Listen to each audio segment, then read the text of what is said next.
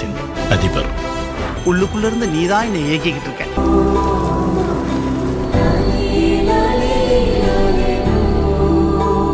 மதிப்பிற்குரிய எல்லா பத்திரிகையாளர்களுக்கும் மேடையில் அமர்ந்திருக்கும் எல்லா பெரியவர்களுக்கும் சத்யரோஜி தியாகராஜன் சார் அவர்களுக்கும் சமுத்திரகர்ணி சார் அவர்களுக்கும் டைரக்டர் ராஜ்கபூர் அவர்களுக்கும் தயாரிப்பாளர் சுரேஷ் காமாட்சி அவர்களுக்கும் அப்புறம் இந்த படத்தினுடைய கதாநாயகன் அண்ணன் ராமையா அவர்களுக்கும் அப்புறம் என்னுடைய டார்லிங் உமாபதி அவர்களுக்கும் அப்புறம் இந்த படத்தில் நடித்த எல்லா நடிகர்களுக்கும் தொழில்நுட்ப கலைஞர்களுக்கும் எல்லாருக்கும் என்னுடைய முதற்கண் வணக்கத்தை தெரிவிச்சுக்கிறேன். இந்த படத்தில் நான் நடிக்கலைன்னாலும் இது வந்து எனக்கு ரொம்ப special movie. This is a family movie மாதிரி எனக்கு. ஏன்னா சம்பந்தி வந்து ஹீரோ, மாப்பிள்ளை வந்து director. So it's a very special movie for me. அப்புறம் ராமையா சார், நான் உங்களுக்காக கூட வந்தேன். உங்களுக்காக வரல நீங்கள் சொல்லாதீங்க, உங்களுக்காகவும் வந்து எல்லாருக்காகவும் வந்தேன். அண்ட் நான் வந்து இதெல்லாம் பார்க்கல, என்னது ட்ரெய்லர் பார்க்கல, சாங்ஸ் பார்க்கல, எதுவும் பார்க்கல. இருந்தாலும் பக்கத்தில் இருந்து சொன்னாங்க. அதுக்கப்புறம் எல்லாரும் பேசுகிறதெல்லாம் கேட்டல, இந்த ஆயில் போட்டு அப்படி போனதும். அப்புறம் ரொம்ப ஒரு ரொமான்டிக் சாங்கு நான் கூட எந்த படத்துலையும் பண்ணலையா, அந்த மாதிரியெல்லாம் பண்ணியிருக்காரா ராமையா சார். இது ரொம்ப சரியில்லை சார் இது. ஸோ அப்புறம் இன்னொரு விஷயம் என்னென்னா, எத்தனை பேர் இங்கே இருக்கிற எல்லா ஆர்டிஸ்ட்டுங்க எல்லாரும் பேசும்போது அவங்களுடைய உணர்வுகள், அவங்களுடைய எக்ஸ்பீரியன்ஸஸ் எல்லாம் சொல்லிட்டு இருந்தாங்க. இதிலிருந்தே எனக்கு ஒரு படம் பார்த்த மாதிரி ஆச்சு. அவங்களுடைய அந்த ஒரு என்ன சொல்லுவாங்க, ஒரு டிட்டர்மினேஷன், அந்த கமிட்மெண்ட்டு, இதெல்லாம் என்னால் பார்க்க முடிஞ்சுது. ஸோ நிச்சயமாக இங்கே எல்லாருக்கும் இருக்கிற மாதிரி எனக்கும் இப்போ அந்த படம் பார்க்கணுங்கிற ஒரு ஆவலாக இருக்கேன். அண்டு வேறு என்ன சொல்கிறது, I wish everybody all that is best. அப்புறம் this is the first stage. நானும் என்னுடைய மாப்பிள்ளை இனிமேல் நிறைய பார்க்க போகிறீங்க. we are going to make many more movies in our combination. And பேசக்கூடாது, செஞ்சு காட்டணும். And thank you so much. And Kamakshi sir வந்து சொன்னாங்க, அவர் நல்ல ஆர்டிஸ்ட்டை பிக் பண்ணுறாரு, ஹீஸ் காட் தட் விஷன்னு சொல்லிட்டு. இதுவரைக்கும் என்ன வந்து புக் பண்ணல.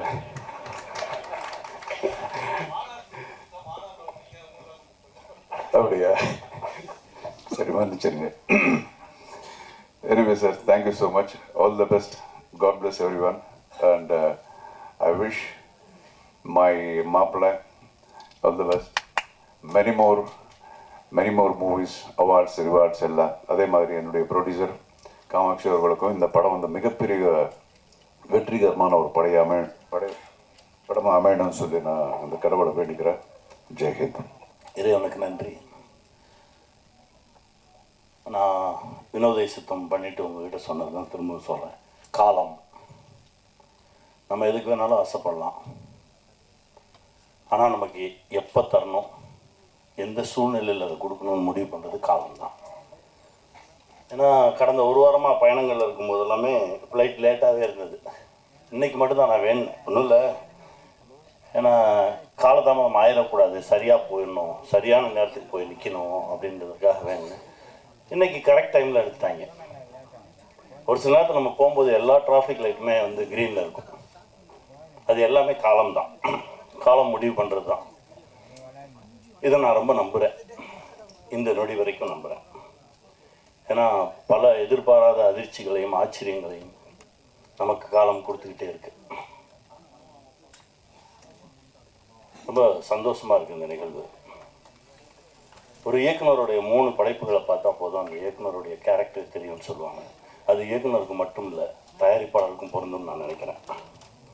அப்படி தான் நான் என் தம்பி சுரேஷை பார்க்குறேன். அவர் எடுத்திருக்க திரைப்படங்களை எடுத்து பார்க்கும்போதே அவர் யாருன்னு நமக்கு தெரிஞ்சது. அவரோட பயணம் பண்ணணுன்னு ஒரு ஆசை வந்தது. அந்த மேடையில் தியாகு சாரை பார்த்தோன்னே இன்னும் கூடுதல் சந்தோஷம். யார் யாரோட சேரணும்னு ஒன்று இருக்குல்ல, ரொம்ப மகிழ்ச்சி சார், ரொம்ப சந்தோஷமா. தம்பி வி ஹவுஸ் இந்த சினிமா இருக்கிற வரைக்கும் இருக்கும்.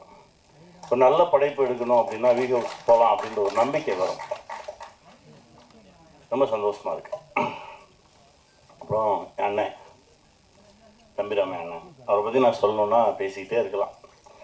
எந்த கதை எழுதினாலும் என் அண்ணனை வச்சு தான் எழுதுவேன். நான் இப்போ கூட ஒரு கதை எழுதி முடித்தேன், அண்ணனை வச்சு தான் எழுதுவேன். நாங்கள் 2 பேரும் சந்திச்சோன்னா கதைகள் மட்டும்தான் பேசிக்கிட்டே இருக்கோம். ஒரு 5 நிமிஷத்தில் நான் ஒரு கதை சொல்லுவேன், அப்புறம் அண்ணன் ஒரு கதை சொல்லுவாங்க. மாறி மாறி மாறி கதைகள் தான் போயிட்டே இருக்கும். அதில் இந்த சமூகத்துக்கு ஏதாவது ஒன்று சொல்லிடுவோம். ஏன்னா நமக்கு இவ்வளோ பெரிய இடத்த கொடுத்த சினிமா மூலமாக நாம் ஏதாவது ஒன்று சொல்லிடுவோம்னு சொல்லி முயற்சி பண்ணிகிட்டு இருக்கேன் தான். இப்போ ஆல்மோஸ்ட் ஒரு 10 படம் பண்ணோன்னே அப்படின்னு நான் பேச்சுக்கு சொன்னேன். இப்போ 5வது படைப்புக்கு வந்திருக்கோம். இன்னும் 5 படம் இருக்குது. அதற்கு மேலும் ஒரு ஆசை இருக்குது. அது நடக்கும்னு நம்புகிறேன். என் அண்ணன் கையை பிடிச்சிட்டு அப்படியே வந்துடுவேன். ஏன்னா எனக்கு அவ்வளோலாம் எனக்கு பெரிய அறிவாளியெல்லாம் கிடையாது நான். ஏன்னா அடிக்கடி நான் சொல்லிக்கிட்டே இருப்பேன், கொஞ்சம் இன்னசென்ட்டாக இருங்க, ஒரு சில விஷயம் தெரியாமல் இருக்கட்டும். ஏன்னா நிறைய விஷயம் தெரியாமல் இருக்கிறவன் ஜெயிச்சிருவான். நீங்கள் கவனிச்சு பார்த்தீங்கன்னா தெரியும். எனக்கு எல்லாம் தெரியும்னு சொல்லுவாங்க, மாட்டிட்டேங்க முடிச்சு வந்து நின்றுட்டுருக்கோம். எனக்கு ஒன்றுமே தெரியாதுங்க. நான் அப்படியே போகிறேன். போகும்போது யாராவது என் கையை பிடிச்சி கூட்டிகிட்டு போயிடுவாங்க அப்படின்னு நான் நிறையா நம்புகிறவன். அப்படி தான் இந்த மொமெண்ட் வரைக்கும் என் வாழ்க்கையில் நடந்திருக்கு. அதை இன்னும் நான் நம்புகிறேன். அதுவும் என் அண்ணன் கையை பிடிச்சிட்டு நான் போகும்போது ரொம்ப தைரியமாக போவேன். இந்த உலகத்தில் நான் எந்த டாபிக் பேசினாலும் என் அண்ணன்கிட்ட பேசலாம். நீங்கள் அரசியலா பேசலாம், சினிமாவா பேசலாம், இலக்கியமாக பேசலாம், எது பேசினாலும் அண்ணன் அதுலேருந்து தனியாக மொத்தமாக இப்போ நடிகராக இருக்காரா அது அப்படியே தள்ளி வச்சுட்டு இலக்கியவாதி ஆவார், ஒரு அரசியல்வாதி ஆவார். எல்லாமே புள்ளி விவரத்தோடு இருக்கும். அப்படி ஒரு அண்ணன், ஒரு லைப்ரரி மாதிரி தான் என் அண்ணனை நான் பார்ப்பேன். என் தகப்பனாக பார்த்துருக்கேன், என் அண்ணனாக பார்த்துருக்கேன், ஒரு குருவாக பார்த்துருக்கேன். நான் எப்படி பார்த்தாலும் எனக்கு அப்படி தெரியவார். அதான் என் அண்ணன். ரொம்ப சந்தோஷம். இந்த காலகட்டத்தில் உங்களோட பயணப்படுறது ரொம்ப மகிழ்ச்சியாக இருக்குங்க. என் பிள்ளை அதாவது இவரோட ஒரு படம் நான் நடித்தேன். ஆட்டோ இருக்குல்ல, ஆட்டோ போயிட்டு இருக்கும்போது இந்த வாசல் வழியாக கிளம்பி அந்த வாசல் வழியாக வரணும். வந்தார். எப்படி எந்த டைமிங்கில் பண்ணுறாரு ஒன்றுமே புரியல. அதற்கு பிறகு ஒரு ஷார்ட் கம்போஸ் பண்ணியிருக்காங்க. கார் வரும், கார் இவர் வந்து அப்படியே காரை தாண்டி நான் வரேன்றாரு. அண்ணன் சொல்கிறாரு, இது கனி சொல்கிறா, அவனை பண்ண வேணான்னு சொல்லு, இல்லைன்னா டூப் வச்சு பண்ணலான்னு சொல்லு, ரோப் கட்டிக்க சொல்லு அப்படின்னு. ஞாபகம் இருக்கா? நான் கூப்பிட்டு அப்படியே எப்படி சொல்கிறது, நான் சொல்கிறேன், தம்பி வேணாமே ரோப்பு கட்டிக்கலாம். இல்லை நான் வந்துடுவேன். அந்த நம்பிக்கை இருக்குல்ல, அதாவது ரொம்ப தகுதியான ஒரு நடிகன். ஃபைட்டாக பண்ணுவார், டான்ஸாக பண்ணுவார், நடிக்கணுமா சூப்பராக நடிப்பான். எல்லா தகுதியும் என் தம்பிக்கு சரியான ஒரு கதவு திறக்கலையே அப்படின்னு நினச்சிருந்தேன். முதல் கதவு திறந்தது எங்கள் அர்ஜுன் சார் மூலமாக. ரொம்ப சந்தோஷமாக இருந்தது. ஐஷ் வந்தாங்க. 2வது கதவு இது இயக்குனராக அடியெடுத்து வச்சுருக்கான். இதற்கு பிறகு நான் தான் சொல்லிக்கிட்டே இருப்பேன், பார்க்கும்போதெல்லாம் சொன்னேன், நீயே எழுது, உன்னுடைய ப்ளஸ் என்ன, உன்னுடைய மைனஸ் என்ன ஒதுக்கி வச்சுது, உன்னுடைய ப்ளஸ்ஸை வச்சு எழுது, கூடவே நிற்கிறேன், எடுப்போம். நம்முடைய எல்லா தகுதிகளையும் வச்சு சரியான ஒரு படைப்பை கொடுப்போம். அடுத்த படைப்பு அதுவாக இருக்கணும்னு நான் ஆசைப்பட்றேன். செய்வோம். ஏன்னா அவருடைய உழைப்புக்கும் ஒழுக்கத்துக்கும் இன்னும் பெரிய பெரிய தளங்களில் என் தம்பி வந்து நிற்பான். கூடவே நானும் நிற்பேன். வாழ்த்துக்கள் தம்பி. ராஜா கிளி எங்கள் அண்ணன் பல முறை பேசும்போது பல கதைகள் சொல்லியிருக்கான்னு சொல்லல, அந்த மாதிரி இது ஒரு கதை. நிறைய நிஜங்கள் பேசக்கூடிய ஒரு கதை. நான் சொல்கிற மாதிரி தான் ஒரு காலம் மனிதனை எங்கெல்லாம் கொண்டு போய் நிறுத்துது.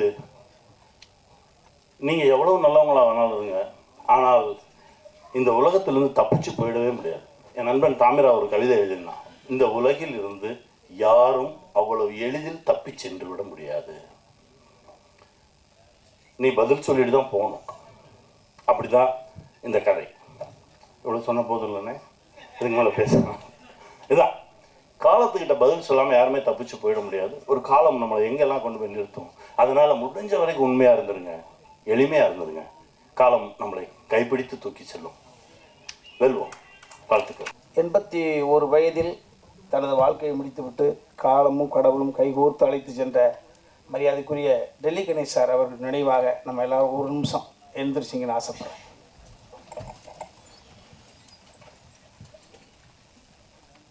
ஒரு மேடையாக இருந்தால் செயற்கையாக கைத்தட்டலுக்காக செயற்கையாக புனைந்து பேசிடலாம். இதை அடி மனசுலேருந்து ஆத்மாவிலேருந்து பேசணும். கொஞ்சமாக பேசினா போதும்.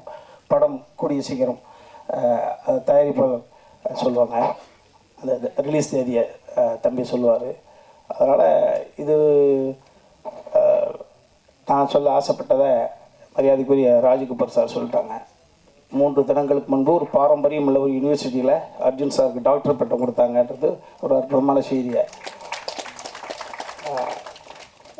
நீண்ட இடைவெளிக்கு பிறகு ஃபீல் குட் டைரக்டர் சகோதரர் அதியமான் சார் மேடையில் இருப்பதெல்லாம் நான் பெருமையாக நினைக்கிறேன். எவ்வளவு பணம் சம்பாதிச்சோம், எவ்வளவு வெற்றிகளை கொடுத்த உழைப்பு ஒன்று தான். ஸோ அதான் கஷ்டத்தை எவன் ஒருவனுக்கு கடவுள் அதிகமாக கொடுக்குறானோ ஆயுசு அவங்களுக்கு அதிகம்னு அர்த்தம். அதை நிச்சயமாக நான் நம்புகிறேன். நீண்ட இடைவெளிக்கு பிறகு சக இயக்குநர்களை மேலே பார்ப்பது சந்தோஷம். அதெல்லாம் தாண்டி ஒரு 77 to 87 10 வருட காலம் இந்த பூமியில் ஆட்சி செய்த, ஒரு நாள் ஒரு மருந்துக்கு கூட சிறைக்கு போகாத வகையில் மிகப்பெரிய புரட்சித் தலைவர் புகழை மிகப்பெரிய ஒரு கவசமாக இருந்து காத்த ஆரம்பி ஐயா அவர்களுடைய அருமை மருமகன், சுய ஒழுக்க சிந்தனையாளர், நேர்மையின் உச்சம், எல்லாரும் சேர்ந்து வந்து அமர்ந்திருப்பதை போல சத்யஜோதி தியாகராஜன் ஐயா வந்து அமர்ந்திருப்பதை நான் நினைக்கிறேன். இங்கே எம்ஜிஆர் நீங்களே, ஆரம் வீரப்பன் ஐயாவும் நீங்களே, எல்லோரும் நீங்களே. மகிழ்ச்சி ஐயா, எனது மகன் உமாபதி இயக்குநராக பரிமளிக்கக்கூடிய இந்த விழாவிலே நீங்கள் வந்து அமர்ந்திருப்பது, இவ்வளவு நேரம் அமர்ந்திருப்பது, நான் கூட நினச்சேன் பேசிட்டோட நம்பியலாம்னு. ஆனால் நீங்கள் ஆசைப்பட்டு அமர்ந்திருக்கிறீங்க, மறக்க மாட்டேங்க ஐயா. உங்களுடைய பொன்னான நேரம் ஒரு குடும்ப விழாவிலேருந்து வந்து உங்களுடைய அந்த பிள்ளையை ஆராதனை பண்ணுறீங்க, ஆசீர்வாதம் பண்ணுறீங்க. வாழ்க்கையில் எந்த நிர்தேசம் மறக்க மாட்டேன். ரொம்ப மகிழ்ச்சிங்க ஐயா. அடுத்ததாக நான் ஃப்ளோவாக பேசுகிறதில்ல, தம்பி சுரேஷ் காமாட்சி வந்து இந்த கதையை தம்பி வெற்றிக்குமரன் சொன்னதை போல் ஒரே சந்திப்பு 2 மணி நேரம் படத்தை எப்படி ஓட்டி ஒரு சந்திப்பில் காமிச்ச தம்பி அண்ணன் அடுத்து என்ன பண்ண போகிறீங்க நாப்பில். திரும்பவும் சொல்லுகிறேன், இது சபைக்காக கிடையாது. இந்த கதை உருவானதற்கான காரணம், நான் சின்ன வயசில் என்னை விட வயதில் மூத்தவர்கள், என்னை விட இந்த பூமியை முதல்ல பார்த்தவர்கள், அவர்கள்ட்ட பார்த்த உடனே, அது குறிப்பாக கிழவிகளாக இருந்தால் கிழவனாக இருந்தால் 10-12 வயசில் அருகில் அமர்ந்து சுருங்கி போன தசையை தடை விட்டு அவருடைய வாழ்க்கையை நான் கேட்பேன். தாத்தாவுக்கு உனக்கு எத்தனை மாதிரி சண்டை பிடிச்சி, ஃபஸ்ட் நைட்டே நினச்சா இல்லை கொஞ்சம் 5 நாள் சென்று நினச்சா, சண்டை போட்டு பிரிஞ்சது பிறகு யார் முதல்ல போய் பேசுவாங்க, அப்படியா? ஓஹோ. இப்படி அந்த மலரும் நினைவுகளை கிளறி விட்டு அப்படியே கொட்ட வச்சிருவோம். கட்ட கட்ட கட்ட பேச்சு துணைக்கு ஆளாமல் இருக்கக்கூடிய பெரியவர்களிடம் பேசுகிற பொழுது அவர்கள் வாழ்ந்த வாழ்க்கையை வரிசைப்படுத்திடுவாங்க. ஸோ அது இளம் பிராயத்தில் எனக்கு ஒரு கருத்து. அதனால தான் வாயை திறந்தால் பேசக்கூடிய சக்தி இருந்ததுன்னா அதுதான் இந்த ஸ்டோரேஜ். அதற்கு பிறகு ஓரளவு இந்த திரையுலகம் எனக்கு ஒரு சிறிய பெயரை கொடுத்த பிறகு, சகோதரர் பிரபு சாலமன் மூலமாக ஒரு பெயர் எனக்கு கிடைத்த பிறகு, நான் என்னை பார்க்கக்கூடிய பெரிய தொழிலதிபர்களாக நான் அவுட் ஆஃப் சப்ஜெக்ட் பேசுகிற பொழுது, தத்துவம் பேசுகிற பொழுது அப்படி மடை திறந்த விளம்ப உண்மையை கொட்டிடுறாங்க. அது தனுசு ராசி, மீன இலக்கணம், போராடம், அதை நம்ப தான் தோணுது, எல்லாம் சொல்லிடுவாங்க. அப்படி நிறைய தொழிலதிபர்களுடைய கதையை நான் கேட்கிற பொழுது, ஒரு குறிப்பிட்ட ஒரு தொழிலதிபர் மனிதல் புனிதராக இருக்கக்கூடிய ஒரு அற்புதமான ஒரு ஆத்மா, அவருடைய நினைவுகள், அவர் வாழ்ந்த வாழ்க்கையை, அவருடைய ஒட்டுமொத்த ரகசியத்தையும் பச்சை குழந்தை போல இளநிக்கு இருக்கக்கூடிய தண்ணி போல அப்படியே கொட்டி தீர்த்தாரு. அது உள்ளுக்குள்ளே இருந்தது. சரி, இதை எப்பாவது வடிவப்படுத்தணுமே அப்படின்னு நினைக்கிற பொழுதுதான் எனது தாய் எனக்கு கொடுக்கவில்லை. ஆனால் இன்னொரு தாய்க்கு பிறந்து எனக்கு தம்பியாக இருந்து என்னை தாங்கி பிடித்து கொண்டிருக்கக்கூடிய என் வாழ்க்கையோட மிச்சம் உச்சம் எல்லாமே சமுத்திரக்கனி தான். அதை எல்லா இடத்துலையும் சொல்கிறேன். இந்த சினிமா என்னை எத்தனையோ புரட்டி எடுத்திருக்குது. என்னை பயன்படுத்துவார்கள், பயணம் செய்வார்கள், பயணத்தோடு இருப்பார்கள். என் பக்கத்திலும் இருப்பான் என்றால் என் அன்பு தம்பி சமுத்திரக்கனி தான். எனது ஒட்டுமொத்த உறவுகளும் ரத்த சொந்தம் ஒட்டுமொத்தமாக விட்டாலும் தம்பி வீட்டில் போனால் தனியாக சந்தோஷமாக பார்த்துக்கலாம். அதை விட்டு தான் எங்கள் வீட்டை மிரட்டிக்கிட்டே இருக்கேன் நான். என் தம்பி இருக்கான், என் தம்பி கொஞ்சம் அப்படி மரியாதை ரைட்டாக 7 மணிக்கு கொடுத்து 7:10 வந்தாவே எனக்கு தாழ்வு மனப்பான்மை ஆயிரும். என்னடா 5 நாள் ஷூட்டிங் போல் என்ன 7:10 வருது காஃபி, ஓ அப்போ தம்பி சமுத்திரக்கணிக்கு போன போட்ட வேண்டியதான், வேறு வழியில் ஒரு பிள்ளைய வச்சு தானே வாழ்ந்துக்கிட்டு இருக்கேன். இப்போ அப்போ உமாபதிக்கெல்லாம் பெரிய ஆத்தாடி விட்டு அங்கே போயிடுவார், இது என்னடா. ஸோ அந்த மாதிரி சமுத்திரக்கணி யார் படைப்பார்? ஒரு குணச்சித்திர நடிகன் நல்லா நடிப்பேன், எல்லாருக்கும் தெரிஞ்ச விஷயங்கள் தான். வினோதய சித்தம் என்ற ஒரு கதையை எனக்கு அவர் படைத்து போற விட வார இடமெல்லாம் என்னை கொண்டாட வைக்கிற பொழுது எனது அன்னைக்கு சம்மதி சார், அர்ஜுன் சார் கூட சொன்னாங்க, என்ன நான் பெங்களூரில் உட்காந்துட்டு இருக்கேன், இது ஒரு படம் பார்த்தாங்களே சார். நான் சார் வினோதய சித்தம், ஓ அப்போ தெரிஞ்சுக்கிட்டு பார்க்காமலே சார் பார்த்துட்டேன் என்று சொல்லிட்டார். ஸோ அந்த வினோதய சித்தத்தை தம்பி சமுத்திரக்கணி படைக்காமல் கொடுக்காமல் இருந்திருந்தால் நிச்சயமாக இந்த கதையை வடிவப்படுத்திருக்க முடியாது, வாய்ப்பே கிடையாது. ஸோ எப்படி பார்த்தாலும் பிள்ளையார் சொல்லி 786 சிலுவை குறி 3 குறிகளும் சேர்ந்தாலும் கூட இந்த கதையினுடைய அடி நாதம் என்பது தம்பி சமுத்திரக்கணி என்னை வைத்து எழுதி அதை வெற்றிப்படமாக மாற்றி 22 காட்ச் 19 நாட்கள் அபரிதமான ஒரு படத்தை வினோதய சித்தம் என்பது பார்த்தா கொடுத்துச்சு. அந்த தம்பி கொடுத்ததுக்கு பிறகுதான் எல்லா நேரத்திலையும் என்னுடைய பசிக்கு அடுத்த விடையே சமைச்சு கொண்டு வருவாங்களா. அப்போ பொண்டாட்டி ஊருக்கு போயிட்டு நான் தானே சமைக்கணும். அதை போல எனக்கென்று எப்பொழுதுமே ஒரு கதை வரும் என்று நான் மற்றவர்கள் எதிர்பார்க்க முடியாது, நாமளே சமைச்சு சாப்பிடுவேன். இந்த கதையை சமைத்தேன், நல்ல உணவை கொடுத்த பிறகு நானே சமைத்து அந்த உணவு. ஸோ அந்த உணவை யார்கிட்ட கொண்டு ஷேர் பண்ணிக்கிறது பொழுது தம்பி சுரேஷ் காமாட்சி அவர்கள்ட்ட. ஸோ உருவானதற்கு முதல் காரணம் அவர், அது கதையானதுக்கு காரணம், அது காவியமானதுக்கு காரணம் என்பது தம்பி சுரேஷ் காமாட்சி தான் சொல்லுவேன். எல்லாமே நம்ம எல்லாருமே பிள்ளைகளுக்காக தான் வாழ்கிறோம். ஊடக சகோதரர்கள் சகோதரிகள் நீங்கள்லாம் எல்லாமே நம்ம பிள்ளைகளுக்காக தான் வாழ்கிறோம். ஏன்னா அந்த பிள்ளைகள் எந்த பிள்ளையுமே நம்மளை கேட்கப்பார்கள். நம்ம சந்தோஷமாக இருந்தோம், எப்போ சந்தோஷமாக இருந்தாலும் உருவானான்னு யாருக்கு தெரியும். உன்னை நான் எதிர்பார்த்து வளர்த்தேன், எதிர்பார்த்து எதுக்காக வளர்க்குறேன், எதுக்கு எதிர்பார்த்து வளர்க்குறேன், யார் ஒன்று ஏய் பெத்துட்ட வளர்த்த எதிர்பார்த்து வளர்த்துன்னு சொல்லப்படாது. 10 மாதம் அதையும் கூட நகைச்சுவைப்படுத்திருப்போம். என்ன 10 மாதம் உள்ளுக்குள்ள வரை இருட்டு, ஒரு ஃபேன் இல்லை, ஒரு லைட் இல்லை, பரண்டு கொடுக்க பெஞ்சு இல்லை, பேச்சு துடைக்க ஆள் இல்லை, அதை கூட நகைச்சுவை பண்ணியிருப்போம். அதே போல் இந்த உலகத்தில் எதிர்பார்த்து எது கிடையாது. அவன் நம்ம கண்ணு முன்னால குழந்தைங்க ஸ்டடி ஆகிட்டாங்க அப்படின்னா அதுதான் இந்த பூமியில் நம்ம 50 60 வயசுலையோ 70 வயசுலையோ 80 வயசுலையோ கண் மூடுகிற பொழுது நமது குழந்தைகள் இந்த உலகத்தில் தனியாக இருக்கிறார்கள், திறனாக அந்த நம்பிக்கை இருந்துச்சுன்னா அந்த ஆத்மா அமைதி படைக்கிறது, அமைதி அடைஞ்ச சொர்க்கத்துக்கு போகுது. ஐயையோ நடப்பு இந்த நாள் போனால் எங்கே இருக்கான்னு தெரியலையே, ஐயையோ அந்த பொண்ணு நான் இல்லைன்னா அப்படின்னா வாய் கோணிக்கு நரகம் தான். ஸோ எவ்வளவு சொத்து இருந்தாலும் ஸோ அந்த வகையில் உயரத்தில் இருக்கக்கூடிய அனைவருமே துயரத்தில் தான் இருக்காங்க. நிறைய பேர் பார்க்குறவங்க எல்லா தொழிலும் நாங்கள் கம்பெனி ஏழை அப்படி நம்ம சரியான ஆளியா சூப்பரியா அப்படிங்கிறது நிறையா 95% உயரத்தில் இருக்கக்கூடிய அனைவருமே அது அதிகார ரீதியாக இருந்தாலும் சரி, பணம் படைத்து இருந்தாலும் சரி, அவர்களுக்குள் மிகப்பெரிய ஒரு கொடுமையான உணர்வு தவிச்சு தப்பி வெளியில் சொல்லாமல் அது என்னை பார்த்த உடனே சொல்கிறாங்க. ஸோ இந்த கதை நிச்சயமாக உணர்த்தாது, உணர வைக்கக்கூடிய வகையில் இந்த கதையை நான் தான் டைரக்ட் பண்ணணும்னு சொல்லிக்கிட்டு இருந்தேன். தம்பி சுரேஷ் காமிச்சு ஆச்சு இருக்கு மாதிரி அப்படி போடு தம்பி சுரேஷ் பார்த்துச்சு, அடே இனிமேல் புகழ வாங்க ஃபஸ்ட்டு ஷாட் 2 பேரும் கம்பைன் டைரக்டர் போடணும்னு நினச்சிக்கிட்டு இருந்தோம். தம்பி ஒத்துக்க மாட்டேன்ட்டான், உமா ஒத்துக்க மாட்டேன்ட்டான். அப்பா நான் உங்களுக்கு அசோசியேட்டாக பண்ணி கொடுக்குறேன், ஆனால் ஃபஸ்ட்டு டே என்னடா நான் த்ரூட்டாக நடிக்கிறேன்டா, நான் ஆக்சிடென்ட் கிச்சனா மூஞ்சி கோழிடும்டா, கொஞ்சம் நான் ஓய்வு எடுக்கிற அப்படியே 2 பேரும் நான் த்ரூட்டாக நடிக்க போகிறேன், தம்பி அண்ணன் நடிக்க போது உனக்கு என்ன பிரச்சனை இல்லைப்பா டைவெர்ட் ஆகக்கூடாது அப்படின்ற கூட. இப்போ சுப்பிரமணியபுரம் என்ற ஒரு படத்தினுடைய விஷயம், சுப்பிரமணியபுரம் என்ற படத்திலே தம்பி நீ என்னுடைய மகன்றதுக்காக யாரும் பார்க்க மாட்டாங்க, உன்னிட தனித்தன்மை என்ன இருக்குது, அவன் தனித்தன்மையை ப்ரூவ் பண்ணால் மட்டும்தான் அவன் மீது ஒரு ஒரு மரியாதை வரும். ஸோ அந்த வகையில் சுப்பிரமணியபுரம் என்ற படம் அந்த படத்தில் அவர்தானாப்பா டைரக்டரு அப்போ ஹீரோ ஒத்துட்டாங்க. அப்போ தனித்தன்மை பொறுப்புணுவதற்கான ஒரு விஷயம் இதையெல்லாம் தம்பி சுரேஷ் காமாட்சி உள்வாங்கி அண்ணன் அழகாக பண்ணுது தம்பி, நீங்கள் ஒத்துக்க மாட்டேங்கிறேன் தம்பி போங்க ஒரே நிமிஷத்தில் பேசி ஒர்க் அவுட் பண்ணி என்னை இயக்குநராக கொண்டு வந்திருக்காப்புல. அப்போ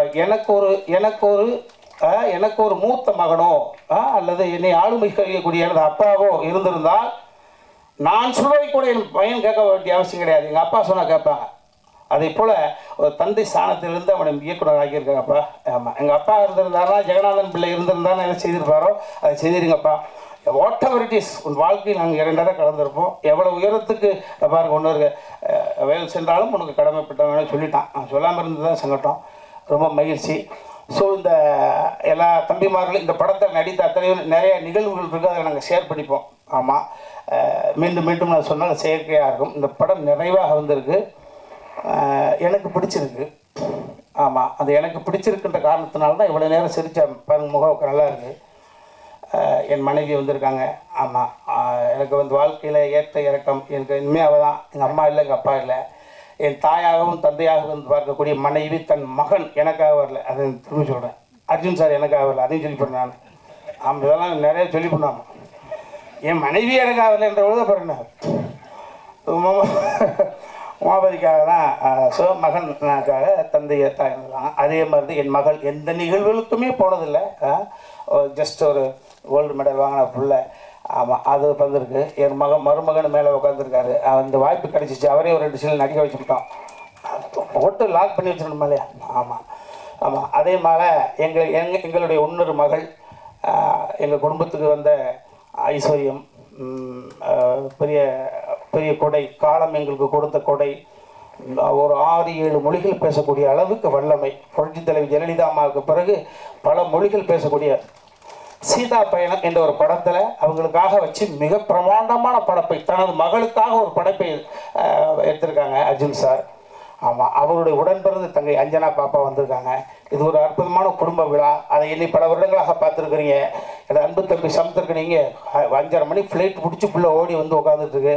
ரொம்ப மேலே சொல்ல மாதிரி எல்லோருமே நல்லவர்கள் மாதிரி, நல்லவர்களெல்லாம் சேர்ந்து ஒரு காரியத்தை செய்கிறோம். அது நல்லதாகவே நடக்கும். அந்த நல்லதை உங்களோட மட்டும்தான் நாங்கள் செய்வோம். எனக்கு இனிமேல் ஒன்றும் பிரச்சனை கிடையாது. கனவுகள் நிறையாக இருக்கிறது. இந்த அவையில் அமைந்திருக்கக்கூடியவர்களுடைய துயரத்தில் ஷேர் பண்ணிக்கொண்டு நிறைய நாள் கனவு. இப்போ தான் மகனுக்கு கல்யாணம் ஆகிருக்கு. நான் வல்லமை கொண்டவனாக எனக்கு வந்து இருக்கிற பொழுது நிச்சயமாக அதை உங்களோட நான் ஷேர் பண்ணிப்பேன். ஏன்னா உலக விடதான், எவனுக்கு எப்போ எதுன்னே தெரியாது. இந்த படம் நிச்சயமாக இந்த ராஜா கிளி கூண்டுக்குள்ளே இருந்துச்சு. இப்போ ஒரு அற்புதமான தருணத்தில் கூண்டு விட்டு வெளியில் வந்து பறக்குது. மறுபடி எங்கள் ஐயா சொன்ன மாதிரி தான், தங்க கிளியாக பவனி வர எல்லாம் இறைவனை பிரார்த்தனை பண்ணிக்கிறேன். யாரையாவது விட்டுருந்தால் நிறைய மேடைகள் இருக்கு, அங்கே பேச போகிறோம். சேனல்ல விடாது. அதனால் யாராவது விட்டுதான் பண்ணிக்கப்பா ஃபோன் போட்டு அழுகாதீங்களா மகிழ்ச்சி. அப்புறம் என்னையும் ஒரு நாயகனாக ஒத்துக்கிட்டு இந்த பாடல்களுக்கு நடிப்பதற்கு ஒத்துக்கிட்டு அந்த பொண்ணுங்களாம் எவருக்கா? ஐயோ இல்லை, சினிமா அப்படி இல்லை. இப்போ அதில் அனுபவம் தான். அந்த அனுபவங்கள் வந்து உள்வாங்கிக்கிறது பெர்ஃபார்ம். என் மேலே எனக்கு நம்பிக்கை இருக்கா? நான் எப்படி ஒரு அரவிந்த் சாமி சாருக்கு எனக்கு என்ன பெரிய ஒரு 45 வயசாக வித்தியாசம். என் மீது உண்ட நம்பிக்கை அவருக்கு தந்தையாக நடித்தேன். அதே போல் எனக்கு அற்புதமான சகோதரி சொன்னாங்க ப்ரெஷ்ஷில், ராஜா இங்கே கிளிகள் எங்கே, ராஜா இங்கே கிளிகள் இங்கே. இன்னும் 2 கிளி இருக்குது. அந்த 2 கிளி வரல. ஆமாம், அந்த கிளிக்கு ரெக்கம் வச்சு கொஞ்சம் பறந்தாங்கிறது தெரியுது. ஸோ எல்லாம் இறைவனுக்கு நன்றி. என்னுடைய தயாரிப்பு நிறுவனத்தின் இந்த ராஜா கிளி திரைப்படத்திற்கு வருகின்றிருக்கும் பத்திரிகை மற்றும் ஊடக நண்பர்கள் அனைவருக்கும் எனது மாலை நேர வணக்கம்.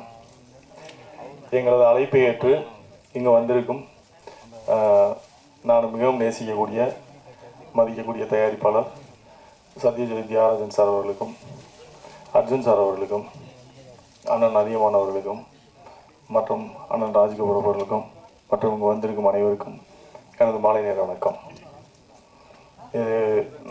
இது ஒரு நன்றி உரையாக வச்சுக்கலாம் நினைக்கிறேன். ஏன்னா இதில் நிறைய பேருக்கு நான் நன்றி சொல்ல வேண்டிய கட்டாயத்தில் இருக்கேன்.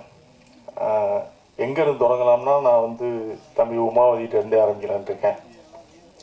உமாவதி வந்து எனக்கு ரொம்ப பிடிச்ச ஒரு தம்பி. என்னென்னா வந்து ரொம்ப சுய ஒழுக்கம் உள்ள ஒரு இளைஞர். இன்னைக்கு உள்ள சொசைட்டியில் இப்படி ஒரு பையனை பார்க்குறது ஒரு 105% கூட பார்க்க முடியாது. ஒரு எந்த கெட்ட பழக்கமும் இல்லாமல் தொழிலை மட்டுமே நேசிக்கக்கூடிய ஒரு பையனை வந்து நம்ம பார்க்க முடியாது. அவருக்கு வந்து ஒரு காதல் இருந்தது, கல்யாணம் பண்ணாருனால எனக்கு அப்புறம் தான் தெரியும்.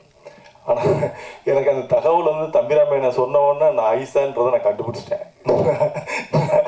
நான் அதோட இன்ஸ்டா பேஜ் வச்சு கண்டுபிடிச்சிட்டேன். அது பட் ஆனால் எனக்கு உமாவதி வந்து ரொம்ப பிடிச்சேன். இந்த கதை வந்து ஆரம்பத்தில் தம்பிராமையனை சொல்லிட்டு ஒரு ஷெட்யூல் வந்து ஷூட்டிங் கிளம்பி போனாங்க. ஒரு டீம், கோபி சாரும் 2 பேரும் போனாங்க. அதில் நான் மானிட்டர் பண்ணதில் வந்து ஃபுல்லாக அந்த ஸ்கிரிப்டுக்காக ரிசர்ச் பண்ணது பூரா உமாவதி தான் ரிசர்ச் பண்ணாப்புல. பேக்கெண்டில் ஃபுல்லாக ஒர்க் பண்ணி அந்த சீனுக்கு என்ன தேவை, அதோட டீட்டெயிலிங் எப்படி பண்ணலாம், எப்படி ஷார்ட் வைக்கலாம், ஒரு ரூம்னா எப்படி இருக்கணும் அப்படின்றதெல்லாம் வந்து ரொம்ப ரிசர்ச் பண்ணி நிறைய படங்களை பார்த்து ரெஃபரன்ஸ் எடுத்து பண்ணியிருந்தாப்புல. நான் அப்புறம் தான் ஒரு நாள் தம்பிராமன் ஆஃபீஸ் கூப்பிட்டு, நீங்கள் என்ன டைரக்ட் பண்ணுறீங்க, கொஞ்சம் இருங்க, நடிக்கிறீங்க, பாட்டு எழுதிட்டீங்க, மியூசிக் பண்ணிட்டீங்க, தம்பி டைரக்ட் பண்ணலாமே அப்படின்னு. அவர் அது தப்பாக எடுத்துக்கல. பொதுவாக ஒரு இயக்குனர் வந்தாங்கன்னா, நான் இயக்குனர் வரும்போது நீங்கள் எப்படி நீங்கள் சொல்லுவீங்க அப்படின்னு, அப்படிலாம் இல்லாமல் ரொம்ப பாசிட்டிவாக வந்து, தம்பி அவன் பண்ண மாட்டேன்றான், இல்லை நான் பேசுகிறேன் அப்படின்னு சொல்லிட்டு அப்புறம் உமாவதி கூப்பிட்டு, தம்பி நீ பண்ண நம்ம மேலே நமக்கு நம்பிக்கை இருக்குது. ஆனால் உமாவதியோட இந்த படம் வந்து உமாவதியோட உச்சம் நான் சொல்ல மாட்டேன். நான் இது ஒரு படம் உமாவதி பண்ணியிருக்க படம். ஆனால் உமாவதிக்குள்ள நிறைய கிரியேட்டிவிட்டி இருக்குது, நிறைய திறமைகள் இருக்குது. அதுக்கான படம் வந்து கண்டிப்பாக நீ நெக்ஸ்ட் அமையும் நம்புகிறேன் நான். ஏன்னா இந்த படம் வந்து இது தம்பிராமேனனோட கதை, அவர் இயக்கியிருக்காரு. அதனால் இந்த பண்ணி வந்த உடனே இல்லை நீங்கள் உமாவதி பெரிய இயக்குனர் சொன்னீங்க, என்ன என்ன பெருசாக பண்ணிட்டாரு, என்ன இதில் பெரிய மேக்கிங்கில் பெருசாக, அப்படிலாம் கிடையாது. எனக்கு உமாவதி மேலே திறமை மேலே நம்பிக்கை இருந்தது. இந்த படத்தை இவர் எக்ஸிக்யூட் பண்ணால் சரியாக இருக்குன்னு நம்பினேன், அதை கொடுத்தேன். அப்போ என்ன பண்ணேன்னா, இவர் பண்ணதுக்கப்புறம் எனக்கு வந்து மாநாட்டில் நான் ரிச்சர்ட்கிட்ட என்னோட கேமராமேன் ரிச்சர்ட், எனக்கு ரொம்ப பிடிச்ச மாநாட்டில் எனக்கு பிடிச்ச டெக்னீஷியன் வந்து ரிச்சர்ட் ஒன்று, art director Umesh, Silva master, Praveen கேல், நம்ம எடிட்டர் பிரவீன். எனக்கு அந்த படத்தில் கிடச்ச கிஃப்ட்டுன்னு கூட சொல்லலாம். அவங்கெல்லாம் எனக்கு மிகவும் பிடிச்ச டெக்னீஷியன்ஸ். அப்படி அங்கே வேலை பார்க்கும்போது, ரிச்சர்ட்டை வேலை பார்க்கும்போது எனக்கு கேதர் வந்து நான் ஃபாலோ பண்ணுவேன். கேதர் தான் ஃபுல்லாக ஒர்க் பண்ணுவாப்பில். அங்கே பார்த்தா கேதர் தான் ஃபுல்லாக அனுப்பாப்பில். எல்லா இடத்துலையும் வந்து கேதர் தான் அனுப்பாப்பில். அதில் ஷார்ட் வைக்கலாம் ஃபுல்லாக கேதர் தான் பண்ணிட்டு இருந்தாப்புல. இப்போ கேதரோட சுறுசுறுப்பு எனக்கு பிடிச்சிருந்து, உடனே கேதரோட ஏஜ் குரூப்பும் உமாதியோட ஏஜ் குரூப்பும் ஒரே மாதிரி இருக்குது, இவங்க ரெண்டு பேரும் சரியாக இருக்குன்னு சொல்லி கேதரை கொண்டு வந்து உமாதிகிட்ட சேர்த்து விட்டு, நீங்கள் ரெண்டு பேரும் பண்ணுங்கன்னே. கரெக்டாக அவங்க ரெண்டு பேரும் சிங்க் ஆகிட்டாங்க. அதுக்கப்புறம் அவங்க ரெண்டு பேரும் ஃபுல்லாக டிஸ்கஸ் பண்ணி ஃபுல்லாக அந்த படத்தை எக்ஸிக்யூட் பண்ணுறதுக்கு ஃபுல்லாக வேலை பார்த்தாங்க.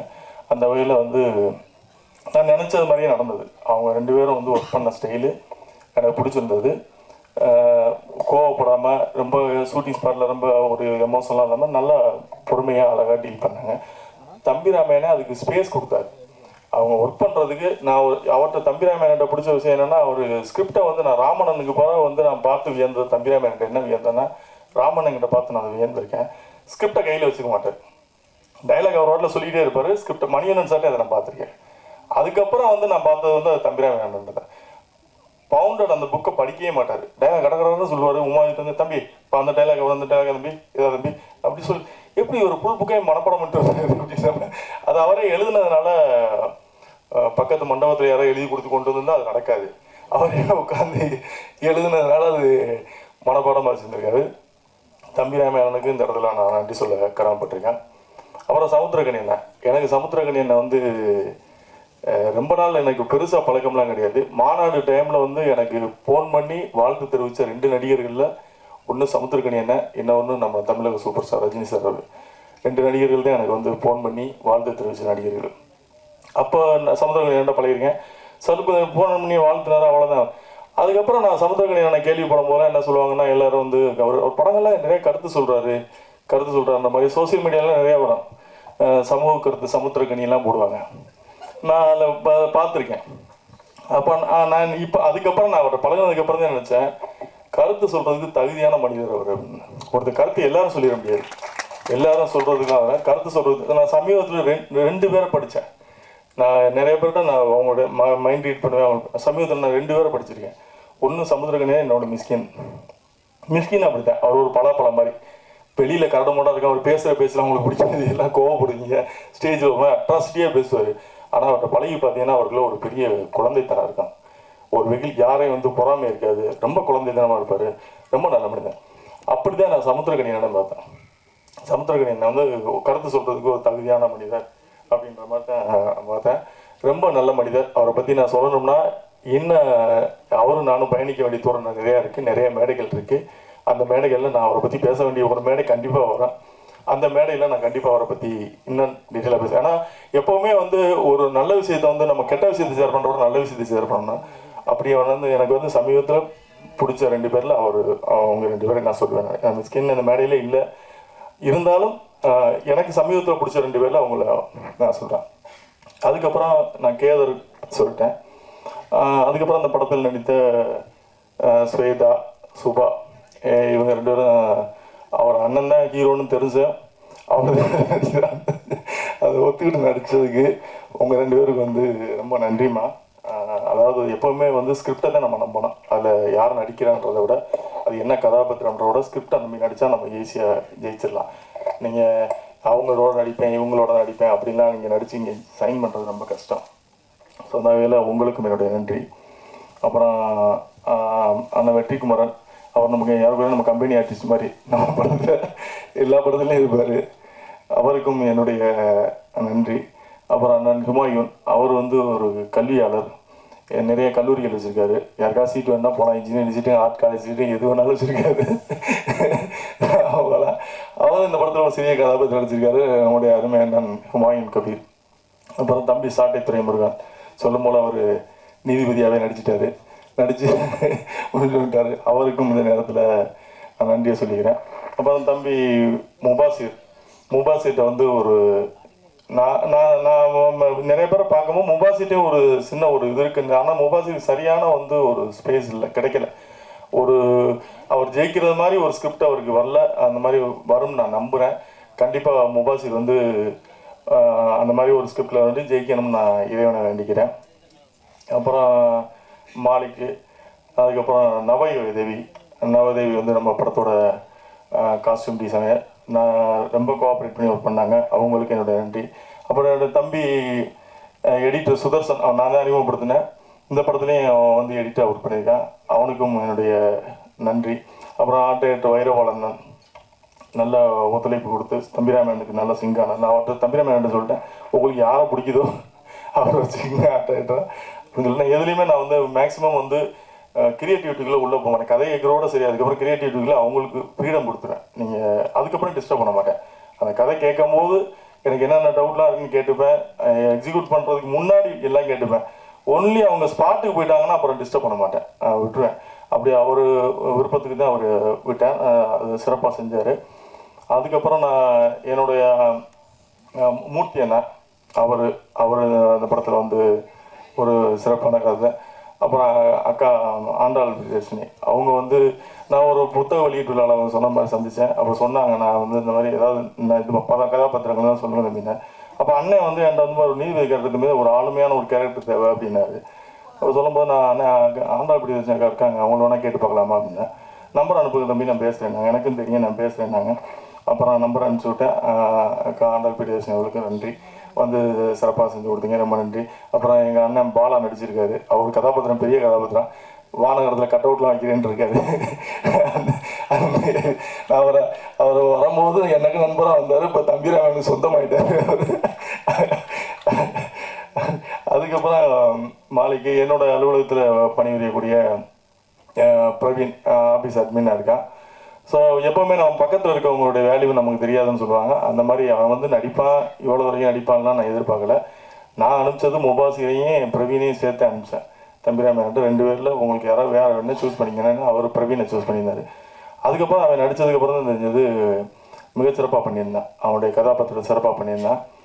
ரொம்ப சந்தோஷமாக இருக்குது. நம்மக்கிட்ட வேலை பார்த்து நம்மக்கிட்ட ஆஃபீஸ் அட்மினாக இருந்து திரும்ப வந்து அவன் நான் தான் மிகமுக ஒரு சின்ன கேரக்டர் ஆள் நெஞ்சு மாட்டான்னு இருந்தேன். அதுக்கப்புறம் இப்போ வந்து ஒரு கதாபாத்திரமாக முதன்மை கதாபாத்திரமாக பண்ணியிருக்கான்றது வந்து ரொம்ப சந்தோஷம். நம்ம இடத்துல ஏன்னா நம்ம கூட இருக்கவங்க வந்து அடுத்த லெவலுக்கு வளரும் போது அது நமக்கு வந்து ஒரு சந்தோஷம். நம்ம அலுவலகத்திலேருந்து ஒருத்தர் வெளியே போகிறாங்க, நல்லா இருக்காங்க அப்படின்னா அது நமக்கு சந்தோஷம். அந்த சந்தோஷத்தை கொடுத்ததுக்கு அவனுக்கும் என்னுடைய நன்றி. அதுக்கப்புறம் எனக்கு வந்து நிதி உதவி வழங்கி என்னுடைய பிஆர்ஓ ஜான், எனக்கு 2011 என் கூட தொடர்ந்து பயணிக்கிற என்னோடய சகோதரனா, என்னோட எல்லா இதுலேயும் வந்து பயணிக்கிற ஜானுக்கு நன்றி. அப்போ ரொம்ப முக்கியமான நான் மறந்துட்டேன், என்னுடைய அன்பு சகோதரன் கிரிஸ். இதில் வந்து ஆக்சுவலாக வந்து கிரிஸ் வந்து நீங்கள் பாடகராக வந்து சைன் பண்ண எல்லாருமே நல்ல பாடகர், நிறைய நிகழ்ச்சிகள் பண்ணுறாரு. இந்த படத்தில் ஒரு நல்ல நடிகரை பார்ப்பீங்க. ரகுவன் சாரோட இன்னொரு வருஷனை பண்ணியிருப்பாப்புல, ரொம்ப சிறப்பாக பண்ணியிருப்பாப்புல கிரிஸ் வந்து. இதுக்கப்புறம் ஆனால் நான் சொன்னேன், துபாயில் பார்த்து அவங்க ஒய்ஃப்ட்ட சொன்னேன், சங்கீதாவை சொன்னேன், அவங்க வீடியோ நல்லா நடிச்சிருக்காங்க அப்படின்னு. நம்பவே மாட்டேன், நான் நம்ப மாட்டேன் அப்படின்னா. உண்மையாகவே நடிச்சிருக்காப்புல. இல்லை நான் நம்ப மாட்டேன் அப்படின்ட்டாங்க. படம் வந்ததுக்கப்புறமா கூட்டு போய் காட்டுங்க, படத்தை காட்டுங்க. அவர்களுக்கும் என்னுடைய நன்றி, ஜானுக்கு என்னுடைய நன்றி. அப்புறம் எனக்கு என்னுடைய நிறுவனத்துக்கு பேக் போனாக இருந்து செயல்படக்கூடிய என்னுடைய ஆடிட்டர் பாலமுருகன் சார் அவர்களுக்கும் நன்றி. என்னுடைய வழக்கறிஞர் விஜயன் சுப்பிரமணியம் அவர்களுக்கும் நன்றி. எனக்கு என்னுடைய நிறுவனத்திற்கு பொருளாதார உதவி அதை மெயின், அதுலேயும் நான் ஒன்றும் பண்ண முடியாது. அது வழங்கிங்க எனக்கு சப்போர்ட் பண்ணுற திருப்பூர் சுப்பிரமணியனாக இருக்கட்டும், அண்ணன் பாலசுப்ரமணியன், அருண், அப்புறம் தர்மா, தர்மா எல்லாருக்குமே வந்து இந்த இடத்துல நன்றியை தெரிவிச்சுக்கிறேன். அப்புறம் என்னோடய நண்பர்கள் அங்கே வந்திருக்க பாலசிங்கம், முத்து, வேலாயுதம் அவர்களுக்கும் நான் நன்றி தெரிவிச்சுக்கிறேன். இவ்வளோ நேரம் வந்து நீங்கள் பொறுமையாக இருந்து என்னுடைய ஒவ்வொரு வளர்ச்சியிலையும் நீங்கள் கூட இருந்திருக்கீங்க. உங்கள் அனைவருக்கும் நான் நன்றி சொல்ல கடமைப்பட்டிருக்கேன். ஏன்னா படத்தை பற்றி நான் எதுவுமே பேசலை, படத்தை பற்றி பேசுறதுக்கு ஒன்றும் கிடையாது. அதாவது என்னென்னா வந்து படம் எடுப்பது எங்களுடைய கடமை. அதாவது வந்து ஒரு சிறந்த படத்தை தேர்ந்தெடுத்து எடுக்கிறோம். அது நல்ல படம் இல்லைன்றது வந்து அதோட வெற்றி தான் தீர்மானிக்குது. நாங்கள் எங்களுக்கு நல்லா தான் தெரியும், உங்களுக்கு வேறு மாதிரி தெரியும். ஸோ வெற்றி தான் ஒரு படத்தை நல்ல படம், கெட்ட படம், பெரிய படம், சின்ன படம்ன்றதெல்லாம் வந்து அந்த படத்தோட வெற்றி தான் தீர்மானிக்கும், நம்ம பட்ஜெட் தீர்மானிக்காது. அப்படி இந்த படம் ஒரு நல்ல படம், ஒரு மனிதனோட வாழ்வியல், இது மற்றவங்களுக்கு பிரயோஜனமாக இருக்குது. அதாவது அந்த கதையை சூஸ் பண்ணது காரணமே இது நிறைய பேருக்கு வந்து இது ஒரு வாழ்க்கை பாடமாக இருக்கும். இது ஒரு புத்தகம் மாதிரி நம்ம வாழ்க்கையை படித்து தெரிஞ்சுக்கலாம் அப்படின்றது மாதிரி ஒரு இது எடுத்தது தான். இது உங்களுக்கு பிடிச்சிருந்தா நீங்கள் வந்து உங்களுடைய இந்த ட்ரைலருக்கே நீங்கள் கூட விமர்சனம் எழுதி நீங்கள் சப்போர்ட் பண்ணலாம். உங்களுக்கு படத்தை பார்த்து பிடிச்சிருக்கான்னு சொல்லுவேன். ஏன்னா நாங்கள் படத்தை பற்றி பெருசாக பேச விரும்பல. படத்தை பார்த்து 29 ஆக்சுவலாக அந்த படம் வந்து 13 வெளியிடலான் இருக்கோம். 29 நாங்கள் அனௌன்ஸ் பண்ணியிருந்தோம். 29 வந்து 4-5 நாள் தான் வருது. புஷ்பா 2 வர்றதுனால எங்களால் வந்து அந்த டைமில் ரிலீஸ் பண்ணால் சரியாக இருக்காதுன்றதுனால டிசம்பர் 13 மாற்றிருக்கோம். டிசம்பர் 13 நீங்கள் பார்த்துட்டு வந்து உங்களுடைய கருத்துக்களுக்காகவும் மக்களுடைய எதிர்பார்ப்புக்காகவும் ஒரு பரீட்சை எழுதி காத்திருக்கிற மாணவர் மாதிரி நாங்கள் காத்திருக்கோம். உங்களுடைய விமர்சனங்கள், உங்களுடைய அதாவது நல்ல விமர்சனங்களை ஏற்றுக்கிறதுக்கு தயாராக இருக்கும். அதாவது நேர்மையான விமர்சனங்களை ஏற்றுக்கொள்ள தயாராக இருக்கும். ஏன்னா உங்கள் விமர்சனங்களை தான் எங்களை அடுத்த கட்டத்துக்கு நகர்த்தும் நம்புகிறோம். 13ஆம் தேதிக்காக நாங்கள் காத்திருக்கோம். நிச்சயமாக வந்து இது வெற்றி பெறமாக அமையும் நம்புகிறேன். இவ்வளோ வந்து கடைசியாக கம்பேர் பண்ண ஆண்ட்ரூஸ்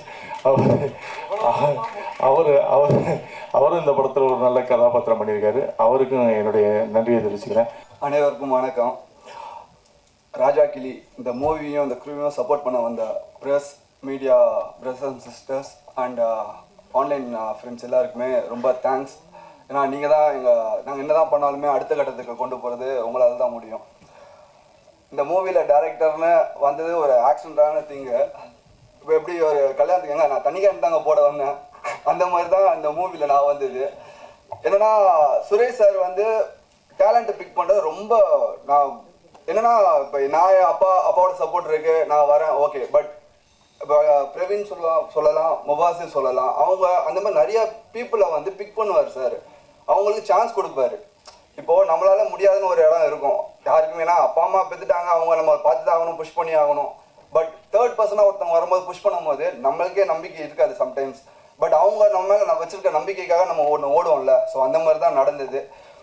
இது ஒரு பெரிய என்ன சொல்கிறது, இந்த ரைட்டிங் வைஸ் பெருசாக இருந்த கதை. இது ஒரு உலகம் நாங்களே கிரியேட் பண்ணி அதுக்குள்ளே எப்படி ஃபிட்டின் பண்ணலாம் ஆல் கேரக்டர்ஸ். ஸோ அந்த மாதிரி நடந்தது. ஸோ இது எல்லாத்துக்குமே பாசிபிள் வந்து சுரேஷ் சார் தான். அது எனக்கு ஒரு பர்த்டே டைமில் தான் அவரே ஷூட் ஸ்டார்ட் ஆயிடுச்சு, போயிட்டு இருக்கிற டைமில் தான் இந்த அனௌன்ஸ்மெண்ட் பண்ணாங்க. ஸோ நீ தான் டேரக்டர் அப்படின்னு சொல்லும் போது, ஏன்னா நான் பூஜை டைம்லனா ரொம்ப ஷையான பர்சனு, ரொம்ப பேசுறது கம்மியாக தான் பேசுவேன் இன் டேர்ம்ஸ் ஆஃப் இந்த மாதிரி திங்க்கு. பட் எனக்கு ஒரு கான்ஃபிடென்ட் கொடுத்து பூஸ்ட் பண்ணி சார் இந்த அளவுக்கு கொண்டு வந்திருக்கிறது நான் வாழ்க்கை ஃபுல்லாக அவருக்கு கடமைப்பட்டிருக்கேன். Thanks sir. நெக்ஸ்ட் இந்த மூவியில் நடித்த ஆர்டிஸ்ட் எல்லா ஆர்டிஸ்ட்டுமே ரொம்ப எஃபர்ட் போட்டிருக்காங்க. ஒவ்வொருத்தங்களுக்குமே ஒவ்வொரு பாடி லாங்குவேஜ் ஒரு அப்பா ஃபிட் பண்ணி கொடுத்துட்டாரு. அதனால அவங்கள ஈஸியாக எக்ஸ்ட்ராக்ட் பண்ண முடிஞ்சுது. ஸோ எல்லாமே கிட்டத்தட்ட 80% அப்பா பண்ணிட்டாரு. ஸ்க்ரீன் ப்ளே மட்டும் தான் நான் என்னோட அப்பா அதுக்கு ஸ்பேஸ் கொடுத்தாரு. சுரேஷ் சார் அதுக்கு ரொம்ப சப்போர்ட் பண்ணாரு. ஸோ அதனால தான் அந்த ஸ்க்ரீன் ப்ளேல வந்தது. ஸோ அந்த டைமில் வரும்போது எல்லா ஆர்டிஸ்ட்டுமே அவங்க பங்களில் கொடுத்தாங்க. அதில் முக்கியமாக ஒருத்தர் சொல்லணும்னா சமுத்திரனி சார். அது ஒரு க்யூட்டான ரிலேஷன்ஷிப் எங்களுக்குள்ளே இருக்கிறது. ஏன்னா எங்கள் அப்பா ஒரு தம்பின்னு கூப்பிடுவாரு, நான் ஒரு அண்ணன் கூப்பிடுவேன். இது என்ன மாதிரியான காம்பினேஷன் தெரியாது. பட் அதுக்கேற்ற மாதிரி அவர் இருப்பார். என்னன்னா அப்பா கிட்ட அவங்க செட் ஆஃப் பீப்புள் கிட்ட ரொம்ப ரெஸ்பெக்டடான பர்சன். அவர் ரொம்ப வேல்யூ பண்ணுவாங்க. எங்களை மாதிரி பசங்க கிட்ட வந்து செம்ம ஜாலி. அது எப்படி ஸ்பிளிட் ஆகுறாரு, இப்போ இங்கே இருக்கிறது ஆந்திராவில் இருக்கார்ல, அந்த மாதிரி ஒரு க்யூட்டான ஒரு ரிலேஷன்ஷிப். நான் இந்த ப்ரொஃபஷ்னலாக மட்டும் இல்லை, எனக்கு பர்சனலாகவுமே அவர் ரொம்ப ரொம்ப ரொம்ப பிடிக்கும். ரொம்ப சப்போர்ட் பண்ணுவார். என்னோட மேரேஜ் முத கொண்டு ஒரு அண்ணன் மாதிரி இருந்து ஃபுல்லாக எல்லா ஃபங்க்ஷன்ஸுக்குமே இருந்தார். அவரோட பிஸி ஸ்கெடியூல் உங்களுக்கு தெரியும், அவர் எவ்வளோ பிஸி. இன்னைக்கு முத கொண்டு இப்போ ஏதோ ஒரு ஊர்லேருந்து தான் சார் வந்திருக்காரு. ஒன்லி எங்களை சப்போர்ட் பண்ணுறதுக்கு, என்னைய பர்சனலாக சப்போர்ட் பண்ணுறதுக்கு. அவருக்கு இந்த ஜென்மத்தில் எந்த ஜென்மமாக இருந்தாலும் நான் அவருக்கு ரொம்ப கடமைப்பட்டிருக்கேன். So thank you sir. அண்ட் ஒரு சீன் வந்து கிளைமேக்ஸில் வந்து எடுத்துட்டோம். கேமராமேன் கோபி சார் அவர் கொஞ்சம் லெஜெண்டு. அப்பா இங்கே இருக்கிறாங்க, பெர்ஃபார்ம் பண்ணிட்டாங்க, ஸ்டேஜிங்காக எல்லாமே பண்ணிட்டாங்கன்னா எமோஷன் சீனு சிங்கிள் டேக்கில் போகலான்னு சொல்லிட்டு ஒரு பெரிய ஸ்ட்ரெச்சில் போயிடுச்சு. வரும்போது மண்டே செஞ்சுட்டு இருக்கேன், பார்த்தாரு என்னடா அப்படின்னு கேட்டார். சார் அப்படின்னு சொன்னேன். என்ன இல்லை எல்லாமே கரெக்டு, ஸ்லிப் மட்டும் ஒரு மாதிரி இருந்தது, ஒன்னொரு போகணுமா? இல்லை சார் போகலாம், பட் எமோஷனல் சீன் எல்லாமே உடச்சிட்டாங்க, இருக்குட்டி பப்பாரு வா வா வா அப்படின்னு சொல்லிட்டு ஒரு புது இயக்குனர் தயங்குற விஷயத்த கூட வந்து எங்கள் அப்பா அந்த இடத்துல இருந்தாலுமே நம்ம சில இதை கேட்க முடியாது, ஏன்னா எல்லா ஆர்டிஸ்டோட கம்ஃபர்ட் பார்க்கணும். அவர் எல்லாமே பண்ணும்போது டப்பிங்கில் பார்க்கும்போது அவர் மேய்க்கிறாரு. என்னன்னா அந்த சீக்வன்ஸில் அவருக்கு சின்ன போர்ஷன் தான், லைக் இந்த in terms of expression. But இன்னொன்று ஒரு ஆர்டிஸ்டையுமே அவர் ஃபோக்கஸ் பண்ணி லைக் அப்ரிசியேஷன் தான் வாழ்க்கை, எல்லாருக்குமே அப்ரிசியேஷன் இருந்தால் நம்மளுக்கு ஒரு எனர்ஜி மாதிரி கிடைக்கும். அது அவர் பண்ணிட்டு இருக்கிறாரு. ஏன்னா நான் சில மூவிஸ் நடிச்சிருக்கேன், அந்த மூவிஸில் சில ஆர்டிஸ்ட் நான் அனுபவம் வந்து அவங்க செல்ஃபிஷாக இருப்பாங்க, அது தப்பு கிடையாது, ஏன்னா அவங்க நடிக்க பேர் எடுக்கிறது தானே வராங்க. பட் இவங்க மற்றவங்களை என்கரேஜ் பண்ணுறதுல கனி சார் அடிச்சுக்க யாருமே இல்லை. அண்ட் ரொம்ப thanks Ghani sir, love you sir. And டெக்னிக்கலாக இந்த மூவி பார்த்தீங்கன்னா விஷுவலாக சப்போர்ட் பண்ணது வந்து கோபி சார் ஃபஸ்ட்டு ஒரு பேட்டர்னில் இருந்தாங்கன்னா, அப்பாவோட பேட்டர்ன் 50% இருக்கட்டும், நம்மளோட பேட்டர்ன் ஒரு 50% இருக்கட்டும், ஒரு ஃபியூஷனாக ஒரு எக்ஸ்பெரிமெண்ட் பண்ணோம். அதுக்கு சப்போர்ட் பண்ணது கோபி சார், அப்பா. அண்ட் தென் நெக்ஸ்ட் இது வந்து நான் கேதர் சொல்லிட்டு இருந்தோம். ஸோ அந்த கேதர் கோபி சார் அண்ட் வைரபாலன் அண்ணா ஹார்ட்டு அண்ட் காஸ்டியூம் வந்து நவதேவின்னு சொல்லிட்டு எங்கள் வீட்டின் கடைக்குட்டின்னு நாங்கள் சொல்லுவோம், ராமராஜ்குமார் சாரோட டாட்டர். இப்போ நிறைய மூவிஸ் சூப்பராக பண்ணிகிட்டு இருக்காங்க, அது ரொம்ப சந்தோஷமாக இருக்குது. அவங்களும் சின்ன சின்ன டீட்டெயிலிங் எங்களுக்காக மெனக்கட்டது, ரொம்ப தேங்க்ஸ் எல்லாருக்கும். அண்ட் சவுண்ட் டிசைன் எனக்கு வந்து மோர் ஆஃப் டைலாக்காக நரேட் பண்ணுறதோட மியூசிக்கலாக நரேட் பண்ணுறது எனக்கு அது ஒரு சின்ன வயசுலேருந்து ஒரு ஆசை, ஏன்னா கான்டெம்பரரி டான்ஸ்னால் ஆடினதுனால. ஸோ அதுக்கு சப்போர்ட் பண்ண அப்பா சாங் போட்டு கொடுத்துட்டாரு. பட் ப்ரோக்ராமிங் அசம்பிள் பண்ணது பெரிய பக்கபலமாக இருந்தது சாய் தினேஷன் தான். சின்ன சின்ன விஷயமா கொண்டு, ஆனால் இது வேணும்னா டே அண்ட் நைட் எதுவுமே பார்க்க மாட்டார், நம்ம எது கேட்டாலுமே பண்ணி கொடுக்குற அந்த மாதிரி ஒரு ஆக்சஸ் இருந்தது. இதை வந்து ஆடியோகிராஃபி பண்ணி கொடுத்தது தபாஸ் நாயக் சார். அவருமே சீனியர் டெக்னீஷியன், ரொம்ப நாளாக இருக்கிறாங்க, அவங்க எக்ஸ்பீரியன்ஸ் தான் என்ன ஏஜ் அந்த மாதிரி இருக்கும். பட் அவருமே வா வா பண்ணலாம்னு சொல்லும் போது அவர் மோட்டிவேட் பண்ணிட்டு இருக்காங்க. சின்ன பையனை வந்து மோட்டிவேட் பண்ணுறது ரொம்ப பெரிய விஷயம், அதை அவங்க பண்ணிட்டு இருந்தாங்க. அண்ட் என்னோட டைரக்ஷன் டீம் நவகாந்த், அகைன் ராமராஜ்குமார் சாரோட சன்னு, என் பிரதர் மாதிரி. அவர் நானும் ஈஸியாக எங்களுக்கு வேவ் லென்த் பார்த்தாலே நாங்கள் அண்டர்ஸ்டாண்ட் பண்ணிப்போம். அதுக்கப்புறம் அப்பாவோட கோர் டீமான சங்கர் அண்ணா, சண்முகம் சுந்தரம் எங்கள் மாமா, அண்ட் அலெக்ஸ் அண்ட் சிவா, அவங்களுக்கும் ரொம்ப நன்றி இந்த இடத்துல. அண்ட் மேனேஜிங் டீமான Subbu sir, Jegan sir, Alex Malik, and all rounder Praveen சொல்லலாம். ஒரு ஆர்டிஸ்டாகவும் கலக்கிட்டு இருக்காரு, ஏன்னா போஸ்ட் ப்ரொடக்ஷனாக அவர் தான் எங்களுக்கு கொஞ்சம் ஹெல்ப் பண்ணிட்டு இருந்தார். ஸோ அவருக்குமே ரொம்ப நன்றி. அண்ட் ஃபைனலி ப்ரொஃபஷனலாக சொல்லலாம் சார், தம்பிராமையா சார், அப்பா, பர்சனலாக அப்பா. பட் ஒர்க் வைஸில் அவர் எப்பயுமே ஒரு ஃபயர், நான் பார்த்ததில்ல. இந்த மூவியில் டிஃப்ரெண்ட்டான ஒரு பர்சனை நீங்கள் பார்ப்பீங்க. என்னென்னா சாங்கு ஒரு கெட்டது சொன்னால் தான் நல்லது சொல்லும் போது நல்லாயிருக்கும். சில பேருக்கு அதில் பிடிச்சிருக்கும், சில பேருக்கு என்ன பையன் இப்படி அப்பா வச்சு பண்ணுறான்னு சொல்லிட்டு. எல்லாருக்கும் அப்பா ஒரு ஹீரோன்னு சொல்லுவாங்கல்ல, நம்ம அப்பாவே ஹீரோ பண்ணும்போது கொஞ்சம் பண்ண ஆசைப்படுவோம்ல. ஸோ அந்த மாதிரியான திங் தான் அந்த விஷயங்கள். பட் அது உண்மையாக ரொம்ப ஹார்ட் ஒர்க் போட்டிருந்தாரு. ஏன்னா சாண்டி மாஸ்டர் தான் அந்த சாங், அந்த சின்ன முள்ளு சாங் பண்ணிட்டு இருந்தாரு. நாங்கள் ஒஸ்தியில் வந்து சிம்பு சார் ஒரு ஸ்டெப் போட்டிருப்பாரு, அதுதான் ட்ரை பண்ணலாம் அப்படின்னு சொல்லி பண்ணால் அவர் இப்படி பண்ணிட்டு இருக்கிறாரு. அவர் வந்து சாண்டி மாஸ்டர் என்னடா வெட்டிக்கிளி பறகுது. ஸோ இந்த மாதிரி அவர் எதுக்குமே சலிக்காமல் டே நைட் ஷூட் போனாலுமே அந்த பையன் போங்கடா பண்ண முடியாதுன்னு சொல்லலாம். பட் இல்லை சரி பண்ணுறோம். சம் ஸ்டெப்ஸ்னா பார்த்தீங்கன்னா கொஞ்சம் ஸ்ப்ளிட்னா பண்ணியிருப்பாரு, ஆயில் ஊற்றி விட்டோம், அப்பா தான். பட் என்ன பண்ணுறது, ப்ரொஃபஷனலுக்கு துரோகம் பண்ணக்கூடாதுன்னு ஆயில் ஊற்றி விட்டா அவர் காலை விரிச்சதே, என்னடா ஆயில் ஊற்றிட்டு காலை விரிக்கணுமா அப்படின்னு சொன்னார். இல்லைப்பா பண்ணுங்க அப்படின்னு சொல்லி சும்மா ட்ரை பண்ணோம், பிடிச்சி பண்ணார். நெக்ஸ்ட் டைம்ல அவர் ஆயில் எங்கே ஆயில் கம் அப்படின்னு சொல்லிட்டு அவர் இப்படி பண்ணிட்டு இருக்காரு. ஸோ ஈஸி, நம்மளுக்கு தெரியும் ரிஸ்க் இல்லாதது தான் நம்ம சொல்லுவோம்னு சொல்லிட்டு அதுக்கு ரொம்ப பக்கபலமாக இருந்தார். அப்புறம் அந்த ஆண்டவனே சாங் பார்த்துருப்பீங்க, அது ஒரு என்ன சொல்கிறது, அது ஒரு நீங்கள் மூவியில் பார்க்கும்போது அது தெரியும், அதோட பெயின் எல்லாருமே கடந்து வந்திருப்போம்ல. அது end of the day family தான் நம்மளுக்கு. ஃபேமிலியில் ஏதாச்சும் ஒருத்தவங்க தப்பு பண்ணாங்கன்னா தப்பு தானே, திமிரு கிடையாதுல்ல. ரெகுலராக பண்ணால் திமிரு, ஒரு தப்பு பண்ணும்போது நம்ம பேசி சால்வ் பண்ணிட்டா அது எல்லாமே சால்வ் தானே. அதனால ஸோ அந்த மாதிரியான ஒரு கோர் கதையை தான் நாங்கள் எடுத்திருக்கோம். அது ஒரு ப்ரெசென்ட் பண்ணியிருக்கிறோம் with support of Suresh sir, one and only. அவர் எப்பயுமே எதுக்குமே இது இல்லை, இது வேணுமா ஓகே, அது வேணுமா அது ஓகே. ஸோ எல்லாமே ப்ரொவைட் பண்ணி சப்போர்ட் பண்ணிங்க சார். அண்ட் அப்பா ஐ லவ் யூ பா. அண்ட் அர்ஜுன் சார், சர்வைவர்னு ஒரு ஷோ போனேன். ஐஷா அவங்க சொல்லுவாங்க, இது என்ன சுயம்பரம் போன மாதிரியே ஒரு ஷோ, என்ன இவங்களுக்காகவே ஒரு ஸ்கெட்ச் பண்ண மாதிரி இருக்கும். பட் என்னன்னா இனிஷியலாக எல்லாருமே ப்ரெஸ்ஸில் வந்து என்ன அவங்க 2 வருஷம் லவ் 3 வருஷம் லவ் அப்படின்னா இல்லை, அது ஒரு ஸ்லோவாக தான் கிராஜுவலாக தான் ஆச்சு. ஸோ அது இந்த இடத்துல பதிவு பண்ண விரும்புகிறேன். அப்புறம் சின்ன வயசில் எல்லாரும் கேட்பாங்க, என்ன நீ ஆகணும், டாக்டர் ஆகணும், இன்ஜினியர் ஆகணும்னு. ஏன்னா இப்போ இந்த வயசுல கேட்டாங்கன்னா எங்கள் அம்மா மாதிரி ஆகணும்னு நான் சொல்லுவேன். ஏன்னா அம்மா என்ன சொல்கிறது, ரொம்ப கிவிங்கு, இது வரையும் எல்லாத்துக்கும் சப்போர்ட் பண்ணுறாங்க. எதுக்குமே இது வரையும் மூஞ்சி சொல்லிச்சது எனக்கு மட்டும் இல்லை, எல்லாருமே எங்கள் வீட்டுக்கு வர அப்பாவோட அசிஸ்டன்ட் டைரக்டர்ஸ் முன்னாடி அந்த என்ன சொல்கிறது 20 இயர்ஸ் பேக் இருக்கிறவங்கன்னா வந்து சொல்லுவாங்க, அம்மா கையால் ஒரு டீ கொடுத்தாங்கப்பா, நாங்கள் யாருன்னே தெரியாது பணம் கொடுத்தாங்கப்பா. ஸோ எல்லாருமே ஈக்குவலாக ட்ரீட் பண்ணுவாங்க. ஸோ அது எனக்கு ரொம்ப பிடிக்கும். ஸோ அம்மா ஐ லவ் யூ. அண்ட் என்னோட ஃபேமிலி, அக்கா, மாமா, அவங்க எல்லாருக்குமே தேங்க்யூ. அண்ட் என்னோட லாஸ்ட் பட் நாட் லீஸ்ட் சொல்லுவாங்கள்ல, என்னோட லக்கி சாம் ஐஷோ அவங்க வந்திருக்காங்க. முன்னாடிலேருந்து உட்காந்துட்டு இருந்தேன், என்ன பேச போகிறேன்னு கிண்டல் பண்ணிட்டு இருந்தாங்க. பட் பேசி தான் ஆகணும், டேரக்டராக வந்துட்டோம், ஹீரோனா கொஞ்சம் ஒழிச்சிட்டு இருப்பேன், இதில் நம்ம சொல்லணும்னு. ஸோ படம் கூடிய விரைவில் வரும். ஸோ சப்போர்ட் பண்ணுங்கள். கண்டிப்பாக ஒரு நல்ல படத்தை கொடுத்துருக்கோன்னு நான் நம்புகிறோம். கண்டிப்பாக ஒரு மெசேஜ் இருக்கும். மெசேஜ் இன் சென்ஸ் நம்ம பை ஹார்ட் எடுத்துகிட்டு போகிற மாதிரியான ஒரு மெசேஜ் இருக்கும். And thanks, please support us. Thank you.